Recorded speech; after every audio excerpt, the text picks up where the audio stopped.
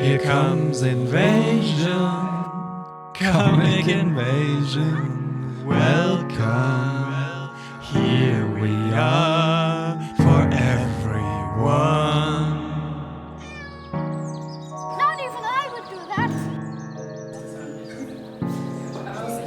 So also welcome to this Finnish comics, Ein Blick of Finnish comics panel discussion. That's also going to be in English, since I'm a very lazy translator, and so I hope this is okay for you. So I'm Henna, Räsänen, and the coordinator, writer of the international focus of ComicInvasion for this year.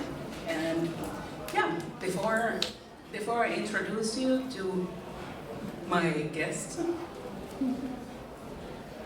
little mom, I will tell a little bit about myself. I'm also a comic artist. I have comics here.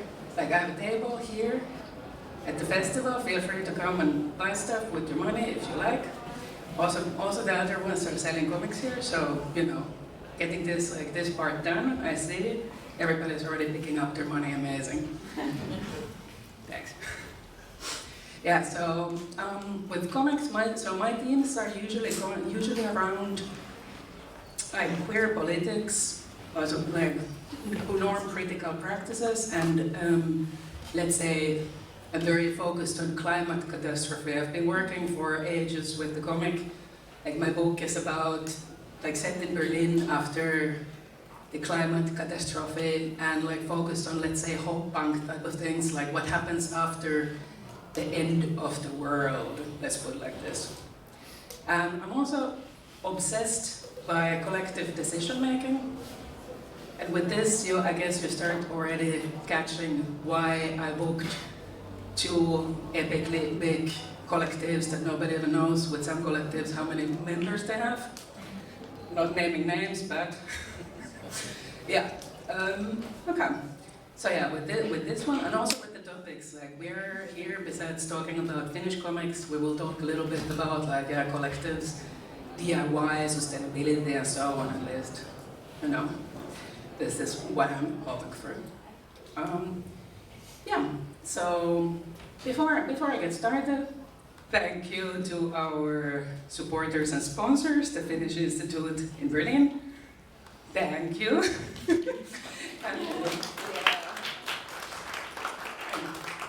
Okay, so let me introduce you to our guests. Here we go. Kutikuti Collective with Räsänen and Ein Blick.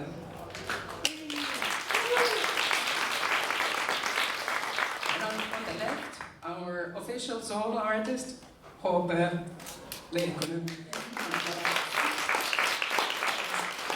who is also part of feministinen sarjakuvatoiminta, aka Fems, aka Femicomix.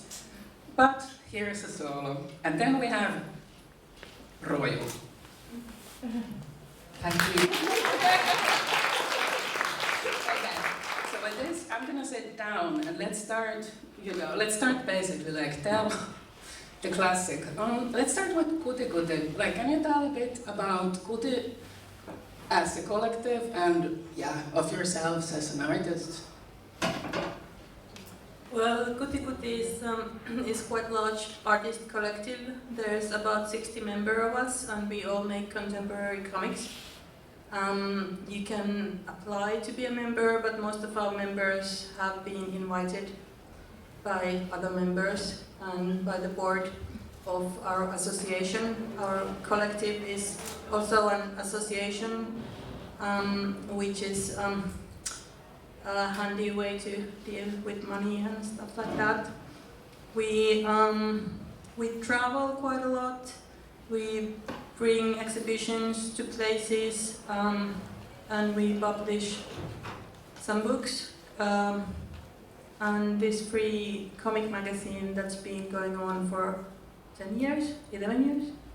Something like that. Yeah. Yeah, if you also want to introduce. Oh yes, about myself, my name is Ein Blick, and I'm a comic artist. That's my day job. I make all kinds of 4 months, but right now I'm working on graphic novels. I'm just finishing one about sex, and I'm starting to draw another one about school violence. Okay, yes, like Henna mentioned, I'm Jyrki, and I'm also member of Kutikuti Collective, and I'm a comic artist and a visual artist, and I work a lot with Finnish language, which makes me a bit hard, like a person to represent outside Finland. And I've been drawing for all my life, comics and art, and still keep going. Right. Yeah, Femicomix. Can you tell more about it? Yeah, our collective started in 2013. We were inspired by Bolaget, which is a Swedish collective, feminist comics collective.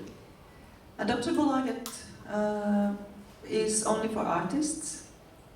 They wanted to have a way of supporting each other instead of competing against each other, like in this capitalist society you're supposed to do as an artist. So they were our inspiration, but we wanted to make it a little bit wider. So for our network, you don't have to be an artist, but you can also be someone who uses comics in their day work, like a teacher, for example, or a scholar, researcher. And we don't have an association, so who is our member? I don't know. It's like people who show up, they're the right people. So we do workshops, we do exhibitions, we have open calls, for example, for the exhibition that is going on in Eurotitan, which has both of these collectives. In that one, our part is the black and white one, because we wanted to have like a low threshold. We didn't have any funding for this one, so we decided that we have to do this as cheap as possible. And what is cheap? Zines are cheap and photocopies are cheap. So we told the artists that, okay, we're gonna just have things that are in black and white, and they don't have to be finished because we can't pay you artists this time. So it can be incomplete, it can be just sketchy, we'll see what we will get, and we will make a collective work out of that. And that's another one, another thing that is making us a little bit different, maybe because we are, like, collective work is actually, and processual work is actually quite essential for our way of working. So usually people think of, when they think of comics, they think of the printed thing, either a book or I don't know, like a print or zine or something that you can read. But for us, it's like also this being together, making workshops, processual work, giving peer support, all that is also part of our collective work. And so, personally, my background is in comics. I used to do comics. I studied in art school in Angular.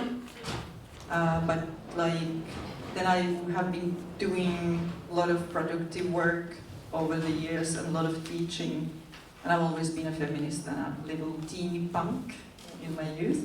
So this has kind of led into questioning these things, that what is a collective and why is working together so difficult.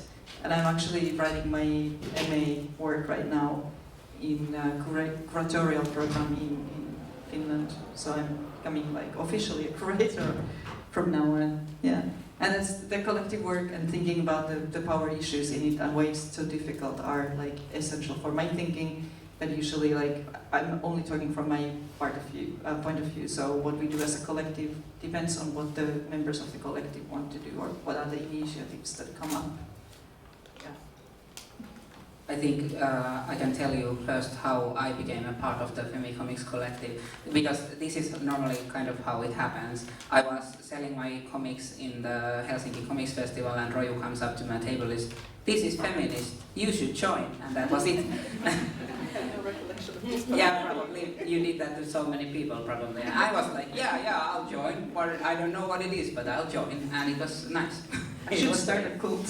Yeah, that was my cult initiation. Just wow, feminism. Yeah, you should join. Yeah, So I'm HB Lehkonen or HP Lehkonen, or actually I just changed my surname back to Onttapanola, but that is too hard, so I'm just still using the Lehkonen because nobody knows how to write Onttapanola. It has a hyphen in the between, so it's even harder. I have been comics artist professionally as my only profession since 2015 when I started working for the US-based Korean publisher Webtoons, and I made 2 series for them, Life Outside the Circle and Immortal Nerd. And then I got very tired of US labor laws that are non-existent, and I stopped working for them. And since then I've been doing comics in Finland, and I have been basically mostly concentrating on making comics about like real life issues, like journalistic or research comics. I first also started from climate issues, and now I'm moving more and more towards like social issues. And I also started studying sociology in Turku University, and I have I'm doing my major in social science and I'm minored in futures research, which is kind of like one of those businessy things, but I think you can bring more queer into that one as well, and I think it needs more queer because it's very businessy, like very business bros all over the place, and then there's me being like, yeah, cool. I did a project about art, the future of art, with a person who owns NFTs, and I was like, oh wow, and I'm like, that was great. It was a very teaching moment for me. Oh, I bet. Wow. Okay, from future to arts, future of arts. Yeah. I'm like, this is a great bridge for me to go to the history of Finnish arts. So yeah, so my question, next question is, so if you can tell a little bit about the history of Finnish comic scene and what brought you into comics, like why did you choose this badly paid art form as what you do? I think from my point of view, the history of Finnish comic scene, especially the contemporary comic scene, which is really strong in Finland, is in the 80s and 90s scene culture, and in the punk scene and in the music scenes, where people started to make these draw badly comics on those Xerox scenes, and that was something new, and that's where this whole new way of making comics kind of grew from. And when I was a teenager, I went to my local library, and there was a very small selection of Finnish comics in the adult section, and I read through all of them, and I was very impressed by them. And I started from the deep end. I never read any superheroes or anything like that. I went straight to the artsy stuff, and I felt like I could do that I can make comics just the way I want to make them, that I don't have to, my drawings don't have to look like something that already exists. And that's how I got into comics, and I have been making comics since I was a teenager, so yeah. Yes, quite familiar story than what Emmy told us. I have like first comics I've done. I wasn't like, I didn't know how to write. It was just pictures, and my mother wrote the text. So it has been there all along. And I guess it's the easy way to express yourself, and cheap and easy. And later in my teens, I got into punk or DIY culture and all that, like so many of us, and aesthetics, and anyone can do this attitude, like appeal to me. And then again, library, like Finnish public library, is a really cool thing, and I spend a lot of time there in my youth, and still do. I still borrow DVDs and all that just to support library system. And yeah, I don't have like certain points that I got into it, but I guess this, yeah, it's always been there for me. I mean, I have been organizing this event that is organized by the Turku University that is called Uhmaa ja utopioita, Defiance and Utopians, or something like that in English. We have a translation also, like exact translation for the name, but I can't remember the real, so I just translated myself. Which is about like the history of Finnish queer comics, and we have been discussing this with Dr. Anna Vuorinen, who has been studying like the queer comics and migration in comics and diversity in Finnish comics and everything like that. That it's very important that we talk about the minority history of Finnish comics, because of course, like you said, the DIY culture has always been there, or like has been there, and the same goes for like the queer culture and like minorities making the comics, because comics are easy to make. Actually, comics are, in my opinion, comics are the easiest art form to make by stealing the items you need to make them. You can go to IKEA and get the free pens. That's not even stealing, they're just giving them out. And then you get like a rejection from a grant that you applied, and you turn it around, it's a white paper on the other side. So I think that's one of the reasons why comics have been so easy for minorities to make. And that's why it's very important to always remember the history of Finnish comics being something that everyone can make. Yes, low tech. Yes, and that's a good point. It's not stealing. It's like if you pick berries from the forest, you don't feel like stealing berries from the nature. It's for you. Yeah. But you can also steal a little bit more than just anyway. Just keep it. And this escalated. Exactly, from IKEA pens to berries. This is because we were talking about stealing. Probably. The sense. Okay. It was just figurative. Okay. Eure Mutter wartet am Infostand, am Haupteingang. I think there's like a stone. Ich wiederhole. So do you wanna, was your question about history of comics or my personal? Oh, like kind of both, or like what do you want to tell about? Yeah, because the history of Finnish comics is pretty much the same as everywhere else. They were publishing newspapers, and then there were some people who were drawing funny pictures. But then, yeah, and so the DIY also was pretty much the same. But then what I could add on all this is maybe I would like to say that what has been personally important, and I think that has been giving a lot of possibilities to everyone of us, is that there is quite an active association scene actually. Yeah. So we have like a chair of Finnish Comics Association right here. So, and they have been really queer friendly. I mean, the refinding of Tom of Finland actually started when he got the Puupahattu Prize for Lifetime Award, like I think it was 92. And he was still alive, but he was like largely, I mean, it was not even known that he's Finnish. And then I know because I was around, so I'm old. So I remember that this idea of giving the prize was given to the board, which I was part of at that time, and we were like, we didn't even know that. You know, everyone was kind of thinking that he'd be Danish or something, but there he was, still living in Finland and doing, well, I don't know if it was still drawing, but anyway. So, and like what I wanted to say is that there is also a big history of queer people in that association, which I wish that someone would somehow collect.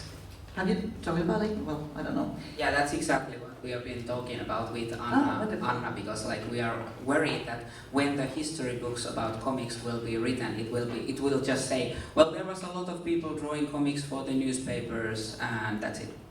Yeah, but it's also like the people who are working behind the scenes, like doing the lobbying, for example, to get the grants and all that. So that there has been queer people there, Yeah. and they have not been there because they're queer, but like just to do whatever business. But it also has, like, importance in these ways, like any straight people wouldn't have given the prize to Tom of Finland because they wouldn't have known who he was. Yeah. So yeah, that's something I like the associations you do. Yeah. Although I don't want to take part anymore. It's a lot of work. That's it. It's for young people. Yeah, I think it's a very big part of being a professional artist in Finland is the association work. Like I've probably started like 4 associations and I don't even like it. Yeah. That's the kind of this Nordic structural thing because we don't have these non-profit companies, so this is pretty much the same. Yeah. You always have an association for this and that and that. Yeah, and getting back to Tom of Finland, it's funny and it's a good thing that he is, or that the artwork of Tom of Finland is like much appreciated among people generally in Finland. He's felt as a national treasure. So as many people don't notice that they are actually like appreciating and supporting like a queer person because he was a war veteran and all that. He has like this strength over people and is like considered as a national treasure. Yeah, I've come to know this, as probably you too, that Finland is often known for the queer comics scene, so from heavy metal and queer comics. So with this, so what are since this is the trade for Finland, what is the resources and attitudes towards comics in Finland, contemporary? Well, my friends outside the comic scene don't know what I do. And they know I'm an artist and that I like to draw, but that's about it. Sometimes I get these advices that if you draw hard enough, some magazine will publish you. I'm like, they all have published me already. But people just don't know about it. So yeah, resources, attitudes, very money. I think one big part is, a problem is distribution. There's maybe 2 major things. There's only a little less than 6 million people who speak Finnish. And not all of them read comics, or if they do, they read like Donald Duck. But then on top of that, you can't really, we have like one chain of bookstores, and that one chain does not carry comics. And if you want to get stuff through there, you have to pay for the shelf space. So we don't have the super system like, for example, in France, they are supporting independent bookstores. We don't have support system for publishers, except for translations. And this is I'm just saying this to illustrate the differences between countries, because different countries support different systems. And in Finland, for example, a lot of this mediating work is not supported. So So I often get the feeling that it's easier actually to find Finnish comics in other countries and other languages than in Finland. And I think that's also why we have such a weird comic scene, because people are basically, you can't make a living with it. And so there's like no mainstream, really, because everyone ends up being an artist. If you want to make a fortune with comics, you just can't do that. So there's a lot of old geezers who keep complaining about it, but like they're dying away because there's no work for them. Yeah, that's basically what also happened to me, because like Roju said, it's really difficult to make a living as a comics artist in Finland, and I did that too. I went to work for a US publisher, or like US Korean publisher, and yeah, that paid well, but like I said about the labor laws, not for long. You shouldn't be doing that for long, or otherwise you will die of burnout. Yeah, but that's happened a lot to other people as well. A lot of like young comics artists from Finland are going to work for publishers in other countries, and publishers mainly in USA, because every Finnish person knows English well enough. so it's easy-ish to go work in the USA. So there's like Max Sarin and Rosi Champe and Otava Heikkilä and so on. So I'm not even the only one. But also, what we do, we do have a support system for artists, so you can get art grants. So in a way, we also have this division in comics that you can find almost every country that you have comic, like people who do it like as contemporary art, like the work we have been using here, and people who do more like commercial comics. And then it's a bit complicated because we don't have such a long tradition of discussing, for example, different genres of comics. So then if you say that you're doing comics, then people would be like, okay, but this sucks because it's not funny. And they're like, it's like contemporary comics, it's like a different thing. So we don't have this problem when we discuss about like making images, because there would be illustrations and cartoons and paintings and all that. Or in literature, because you have like a telephone book and you have a novel and you have a collection of jokes from a newspaper or whatever. So, but we still lack these, I don't know, definitions or like a comprehension of these definitions. It's maybe because comics is such a young art form officially. Yeah, and as like I said earlier, I mainly work with Finnish language. I don't get translated that much, and it's kind of like not my purpose to get translated.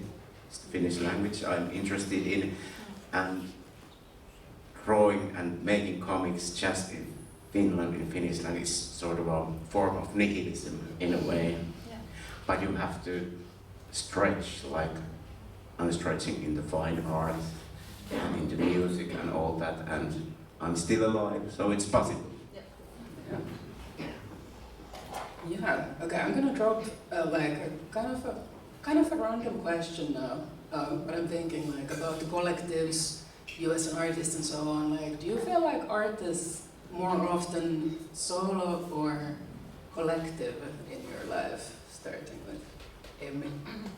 Absolutely solo. I hate working with people. And here you are with us right now. I'm suffering.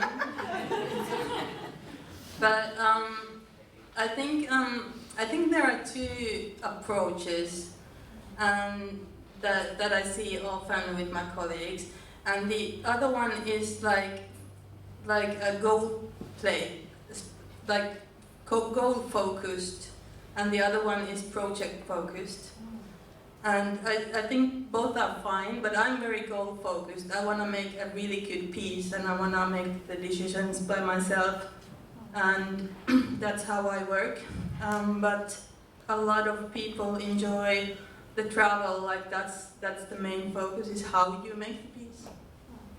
And I am part of both of these collectives, but I've also muted all the group chats. No, everyone from the collectives listening to this is like, aha, that does explain stuff. Alright, so... Yes, I guess it's solo for work for me too. It's But you also solo play all in the the way. bands. Yes, but it's a different sort of a thing. But actually, as Femicomix set up the exhibition at Neurotitan Gallery, which is there for a week or so after this, I felt very inspired by Rojo's like a way of handling it, like collective way. It had the collective touch in it, so I want you to know you appreciate it. Thank you. It's just like Emmy said, that it's like there is no right or, I mean, it's just different practice. So I'm a people person, I guess. If I can have like long times alone, like after this I'm not gonna talk to anyone for a week or something. But I am definitely interested in the processes and the, like not knowing beforehand what will happen. Like for example, there is one work that is glued upside down in the exhibition, but I'm not gonna say which one it is. But I have to go for yourself, so check it out. Yeah, for me, when I was working for Webtoon, it was very solo sport and I hated it. Now I am doing more and more research comics and comics about someone else's research or research I have been helping them do, and that's why I'm also studying that I can do more of the research part myself as well. And that is not a solo sport. It could be, but I prefer it to not be. I mean, when I draw, I will draw it alone. I don't have like an inker and penciler and colorer and stuff like that. But I want the process of deciding what's going to be in it to be a little bit of a group effort. Then it's like the best. I think the comics become better when there's not just my brain in it, but someone else's brain as well. Yeah, this is maybe something. Now this is curatorial speak again. I'm sorry, but it's something that we often forget is that this working together can also be vertical. So you're basically kind of always doing, when you do artwork, you're also referring to the ones that you liked before. Like I know Emmy that you like Julie Dusa's work. So you could somehow think that, and same goes to research, that you're always in a way referring to what has been done before you. And I also love that idea that you don't have to be alone in that way, because you're taking part in a discussion that has started before you and will be going. I mean, you can take part of that discussion with your artwork, and it will go on after. Yes, absolutely. Comics often are a part of a dialogue anyways. They exist in this world where some sort of discussion of the themes is already happening, and that piece is taking part to that. So in that way, yes, my work is often adding to something already existing. And the next one goes to kind of collectives and individuals as well, like DIY and let's say sustainability has been a big topic for Kutikuti for sure, Femicomix as well. Hope, especially I feel like one of your specialties is kind of showing or teaching people how to do stuff via format of comics. Is comics, how is comics helpful for your, to expressing this? Tell something about it. I personally think that I can tell more with drawings. Oftentimes when I'm writing something and it needs to be just a text, I'm like, oh, can I just make one picture please? It would explain this so much better. So, and of course, you can see, people are Googling how to change their computer's language, and they need pictures for that to understand how it goes. So I think comics are a great way to show how to do things yourself, because the pictures do help understanding the subject. And for me, comics have just become this visual language that I speak as my native language almost. When I think about how to explain this to someone, I immediately think of it as a comic form. So, and then if I have to make just a text, I need to translate it in my head into a text from a comic that is already done in my head. But yeah, I think the whole DIY culture behind comics is also comics are easy to make, and comics are easy to show how to make other things beside comics. So all sides of the DIY are present in the comics. You're playing in bands. You mentioned DIY punk. It obviously is, but is your art influenced by punk DIY? Yes, I guess it is.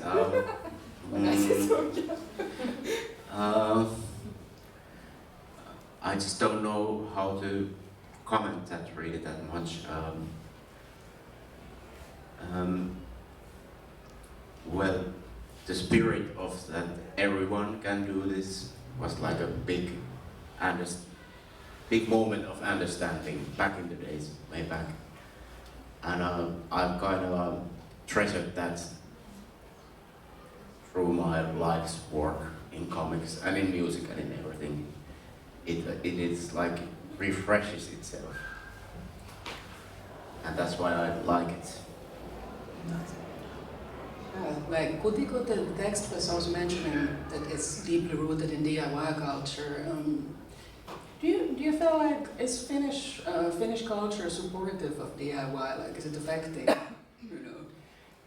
Yes, I guess it's somehow necessity, because there are, yes, because it's such a, it's practically an island, and it's really small populated area with a language that is quite rare in its structures and everything, so you have to see a little effort to work it out. Yes. So it's very suitable there.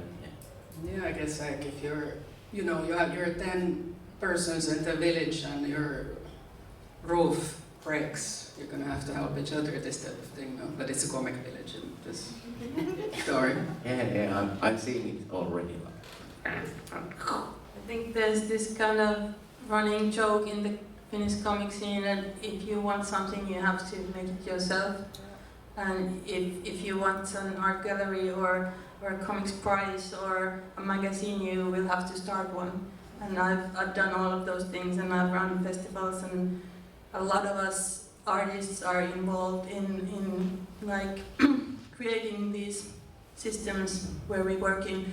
And sometimes I find it exhausting and tiring and annoying, but on the other hand, it's power, and power is not always a bad thing. It's if you have some power, you can use the power for good as well. My favorite subject. Yeah. Yeah, I was, when Jyrki was talking, and also now what you said, and made me think of how my kind of like, first I was a punk, because you could see that anyone can do this, and then next thing was like then I realized that I'm also a feminist, which is also like, I kept telling to others that you are actually a feminist. I knew back then, but you told me my comics were also feminist. Yeah. I didn't know that. Oh man. So then what comes with these is like, once you figure out like, oh okay, this is like resonating with me and I want to know more, then one thing that came with feminism, which also goes really nicely with punk, is that inclusivity is super important for me, and that's something that I have been thinking ever since we have had our collective. Because anyone who has been working in a collective, you have maybe noticed that it gets complicated, and that's like mainly because of the power issues, and then how to share this and how to share the responsibilities and all that, and how to make it visible. Because there's like a lot of, like, even if you don't need to, there ends up being gatekeeping, so who gets to participate, and then it doesn't really, you know, because we are like, so like everything, we are living in a capitalist society, so everything is affected by that, and like not the least our thinking. So we don't learn these things at school. We don't learn how to get organized at school, and it's not by accident. Because imagine if we knew how to get organized, we wouldn't be living in this capitalist society.